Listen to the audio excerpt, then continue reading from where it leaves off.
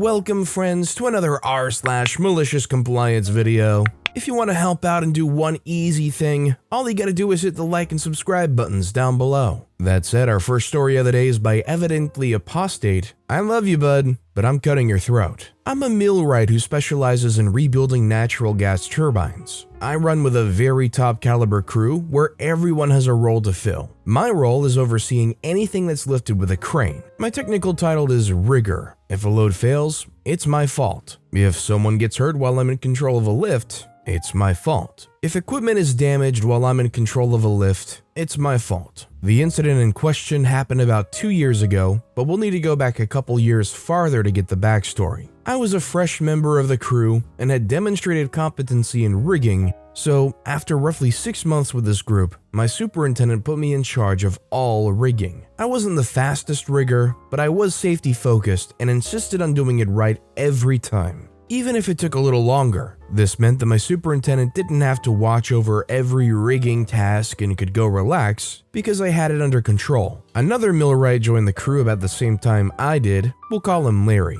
We didn't get along at first, but after a few months, we became friends. Larry was the act now, think later type, much like the superintendent I travel under. Larry was prone to making mistakes because of that attitude, but he was very fast and worked like a mule at all times. And I respected that. He wasn't especially skilled in any one area, so he had no special position. That meant sometimes he'd get put on less glamorous work, and I soon learned he was very jealous of my position as the rigger. At times, he would make comments like, "I'm gonna take your job." Not in getting me fired, but bumping me down a rung and him taking my spot as a rigger. He'd come up behind me while I was looking over my checklists to point out something I may not have checked yet. If supervision was near, he'd make sure he was heard. At this point, I should mention this. I stick out like a sore thumb on this crew. I was raised in a very strict Christian cult, but in my mid-20s I realized what was going on and left at great cost. Losing my family and friends because of strict shunning rules the cult practices. Some of the stricter things stuck with me, like I've never been intoxicated, I don't use tobacco, no recreational drugs, I speak professionally without slang or colloquialisms for the most part. These traits stick out from a crew of men that travel the road and work in harsh environments away from home for months on end. But Larry,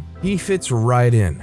Larry quickly became the superintendent's puppy, bringing him gifts of his favorite alcohol, staying out late after work with him, even rooming with him on the road. I, on the other hand, leave work, hit the gym, cook my food for the next day, and made sure I get at least 6 hours of sleep so I can perform the next day. I realize that puts me at a disadvantage socially in the workplace, but I prefer to let my work speak for itself. Anyways, fast forward about 18 months. We're starting a project just before COVID hits. About 2 weeks into the job, I have to attend a mandatory class through my union. It's a 40-hour class and in a different state, so I'll be gone for pretty much an entire week with travel time. I get permission from supervision and leave with Larry rigging in my absence. A few days later, I'm laying in bed stressing about the final test I have to take the next morning. If the test isn't passed, the entire week is wasted. I always psych myself out before a test, but in reality I don't have anything to worry about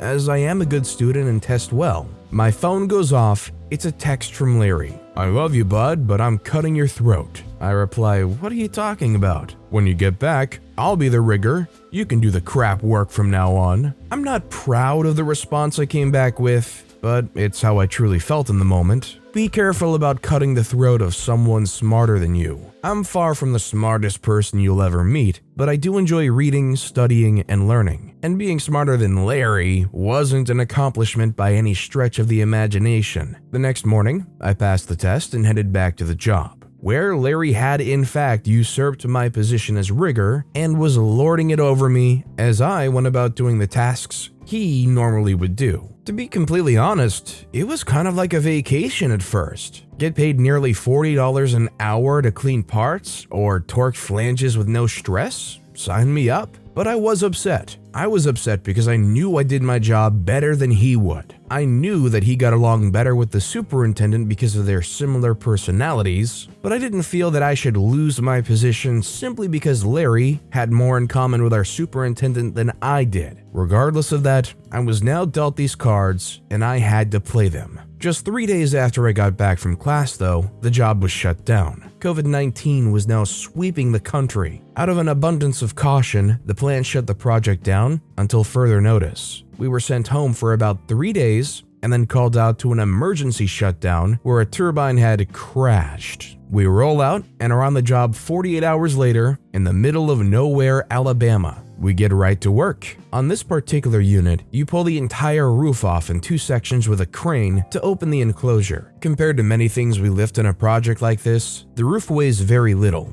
The turbine rotor may weigh over 100,000 pounds, but the roof usually weighs around 7,000 pounds. Lightweight, but it is large and there are critical parts around the roof that can be damaged if not lifted carefully. Typical procedure is to be on top of the roof after it's unbolted, be in a full body harness, and tied off to an approved anchor point capable of holding at least 5,000 pounds per OSHA regulations. We then slowly take the weight off the roof with the crane until it's floating and then climb down off of it and continue the lift until it's set on the ground or on a truck to be moved. The superintendent instructs me to go on the roof with Larry and assist him. Do whatever Larry tells you to do. Okay, boss. I put on my harness and climb to the top and begin to assess the situation. The rigging to lift the roof is 4 5-ton chain falls. It's capable of safely holding 20 tons, well over the weight of the roof. The crane's also well overrated for this lift, even with the boom extended all the way out in order to clear another building on the way to the ground. Larry has it all rigged up,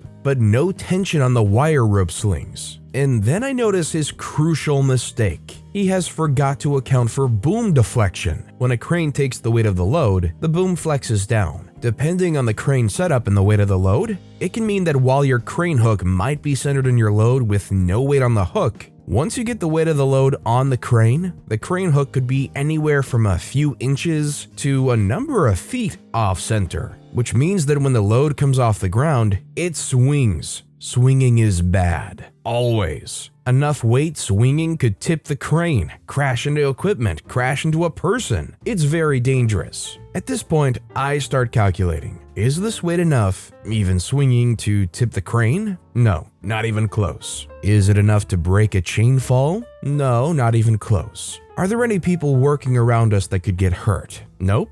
It's just us. Is there any equipment that could be damaged if it swings? Yes, an electrical control panel, which has all the power killed to it and has been disconnected, is in the swing path. I decide to let Larry hang himself. He looks at me and asks what I think. I tell him, "This is your show, boss." He asks what I mean. I look him in the eye and draw my finger across my throat. He gets nervous because he knows exactly what I mean. Starts double checking everything. He still doesn't notice the boom deflection. After a couple minutes, he decides I must be talking out of my butt and proceeds with the lift. I stop him and remind him to tie off with his harness. He doesn't realize it, but we're about to go for a ride. Generally, when I'm rigging, I first find out what the thing I'm rigging to weighs. It's a vital piece of information. If I know what it weighs, I can have the crane operator track how much he has on the crane, and I'll be able to know when the object should start to pick up. If we get to over 10% more than the object should weigh, there may be something stopping it from moving, and we need to stop and reassess the situation.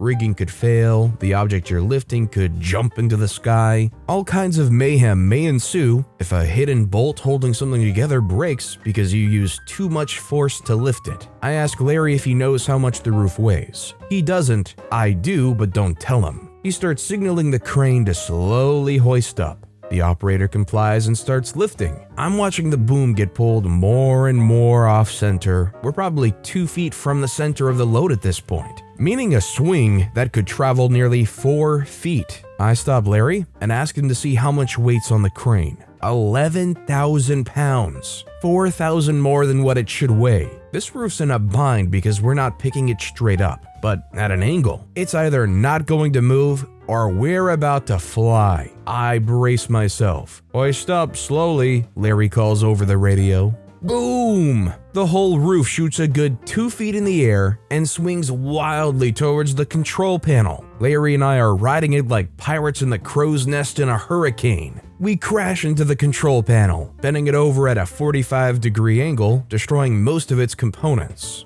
People start pouring out of nearby trailers to see what the commotion's all about. The crane operator's yelling over the radio, asking what the heck just happened. I'm smiling, Larry is shaking. He sees me smiling and knows that I knew. We get the roof set on the ground and are met by our superintendent. He's chewing Larry's butt hard. He gets to me and asks why I let it happen. I just say, I just did what Larry told me to do. The superintendent is no dummy. He's seen a thing or two and knows exactly what went down. Larry is demoted, and I'm reinstalled as rigger immediately. And a few shifts later, it's all smoothed over. Larry and I are actually good friends now. We've been through a lot together and have each other's backs these days. He's now the foreman in our crew and lets me do my thing. Feeling your way to the top is still a valid way of progressing in my field, but I'm happy for him. He's actually good at it. And I guess that's all there is to say about that. All I know is reading this story kind of reaffirms how uninterested I am in doing any kind of work in that field. When you're picking up and moving and potentially swinging things that weigh multiple tons, I'm like, you know what? These experts are experts for a reason. I'm gonna go drive a mile away and let them do it. If you were in OP's shoes on that roof and you know that you could let Larry mess up, they'd get demoted, you'd get your job back, you'd get back at them, but the cost is causing that damage and swinging around on this roof in the air. Would you still personally go through with it? Let me know in the comments down below. Our next story is by Chehalem Frog, my brilliant, maliciously compliant daughter. It is hard to match the malicious compliance of a teenage girl. I'm my daughter's biggest fan. She's a skateboarder on the robotics team, is learning not 1 but 2 additional languages, and gets good grades. She's so cool. She doesn't get it from me, and certainly not from her dad, who's also a huge dork. During the holidays, we typically have all kinds of jars of pickles and olives left over from parties or family dinners, because a tradition in my family is a relish tray. Basically, a collection of olives, different types of pickles, and other preserved foods,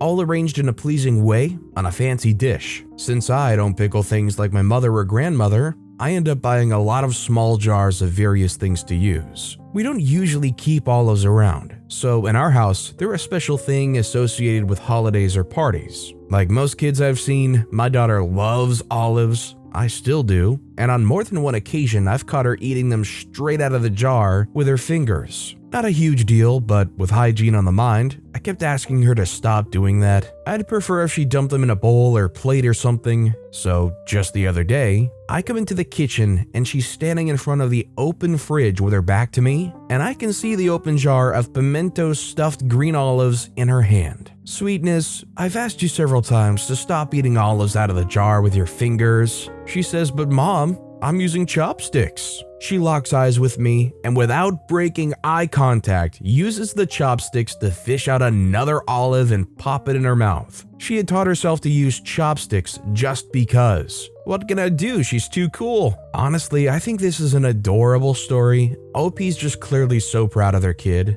That said, and I don't know if this is controversial, but I hate olives. Like, they're okay as like an additive on a pizza, maybe. But to me personally, eating like a whole green olive out of the jar is so off-putting. And our final story of the day, whose title reads like a really weird Harry Potter book, is by Goral60Luck, My Boss and the Lactose Intolerant Boob. I was a grill chef in a big pub in Brighton, UK. We were incredibly busy one Saturday, and therefore my boss came into the kitchen to lend a hand, plating up, sorting the tickets, etc. We sent up some chocolate cake and ice cream in the food lift, along with a bunch of other puds for a big table that had already been irritating. Oh, can you ask the chef not to put too much mayonnaise in my burger? A little's fine, but not too much. Kind of annoying. How much did you think I was going to put in? Do you want to just freaking come and put it on yourself, hen? It's a burger in a pub. Behave. The ice cream and cake is sent back down, and a waitress rushes in to say that the woman can't have ice cream because she's lactose intolerant, and it's actually touching the chocolate cake. My boss is stressed and cuts more cake and sends it up. About 10 minutes later, we're getting ahead of the orders, and he just says, I'll be right back. According to eyewitnesses, he runs up to the table and snatches the chocolate cake from the woman. But you're lactose intolerant, he says very loudly, drawing all attention at the table to her. I can't let you eat this. It's chocolate cake. It's got cream in the icing and butter. But I'm sure I'll be fine, she says. Oh, you aren't lactose intolerant? They say, well... So he just stared at her and put the bowl down and walked away. If you don't like ice cream, just say you don't like ice cream. My friend is genuinely lactose intolerant, and if any passes his lips, he poops for 3 days solid and loses a stone. You're just a fussy, annoying person. I think the confusing thing to me is if they didn't like the ice cream at all, are they just being overly picky that the ice cream touched the cake? Are they like, oh, it's marginally soggy now, I don't want this chocolate cake? I definitely feel bad for people working in food service when really picky people come by and they aren't just upfront about it. If you're gonna want something specific, why wait until after they delivered it to ask for it? Like they were just gonna somehow know. But with that being said, that's all the time we have for today. So of all 3 of these stories that I've read for you today, which one was your personal favorite and why? Let me know in the comments down below. And if you haven't yet, if you could like and subscribe, that would mean a lot to me. Whatever you do, whether it's liking, subscribing, turning notifications on, all of it helps grow this channel and I appreciate the heck out of it. So until next time, I'll see you all tomorrow with some more stories.